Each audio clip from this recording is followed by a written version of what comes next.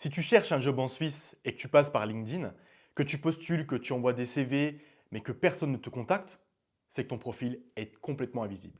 Pire, c'est que le recruteur voit ton profil, mais te ghoste instantanément.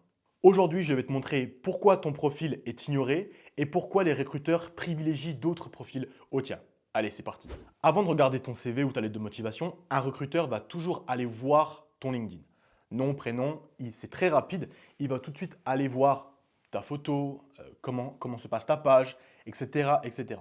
Même si tu peaufines pendant des heures et des heures ton CV et ta lettre de motivation, si tu ne touches pas à ton LinkedIn, si tu le laisses tel quel, il sera complètement invisible. Et si ton profil LinkedIn ne coche pas toutes les cases que le recruteur souhaite, il est automatiquement mis de côté et éliminé.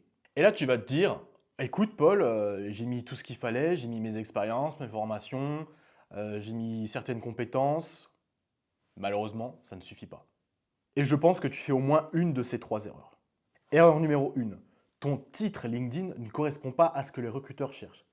Par exemple, si tu mets juste collaborateur back-office, collaborateur middle office, front office trading, banque privée, banquier privé, action. Non, clairement, ça ne va pas du tout.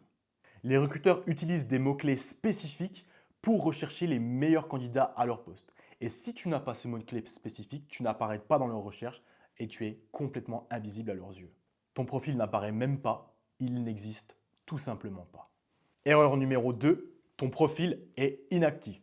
Tu ne likes jamais, tu ne commandes jamais, tu ne fais pas de réaction, tu es juste là en mode spectateur. Tu as créé ton LinkedIn et tu le laisses comme ça, dans la nature, comme s'il était abandonné. En fait, au niveau de l'algorithme, il ne va pas remonter au niveau des recruteurs et des gens qui te recherchent, même pour t'ajouter en tant que relation. Et justement, en faisant de cette méthode, toutes les personnes qui le font passent devant toi et tu te retrouves en bas de la pile des profils. Erreur numéro 3, tu as détecté une personne du recrutement, une personne des RH et tu lui envoies tout de suite un message pour lui dire « Je recherche ce poste, j'ai vu ce poste qui pourrait m'intéresser, pouvons-nous en discuter ?» Arrête-toi tout de suite. Très très mauvaise idée. Les recruteurs vont balayer ton message parce qu'ils en reçoivent des dizaines et des centaines par jour comme cela. Ils n'ont pas que ça à faire et il faut que tu trouves d'autres façons de les approcher au lieu de leur envoyer un message comme une bouteille à la mer. Maintenant, si tu veux que ton profil LinkedIn passe devant tous les autres profils, suscite l'intérêt réel des recruteurs pour qu'ils te contactent direct, que les agences te contactent direct, que les chasseurs te contactent direct et que tu fasses très bonne impression lorsque, par exemple, qu'un manager va venir sur ton profil et dire « ce profil m'intéresse, le fond, la forme m'attire, c'est lui que je veux ».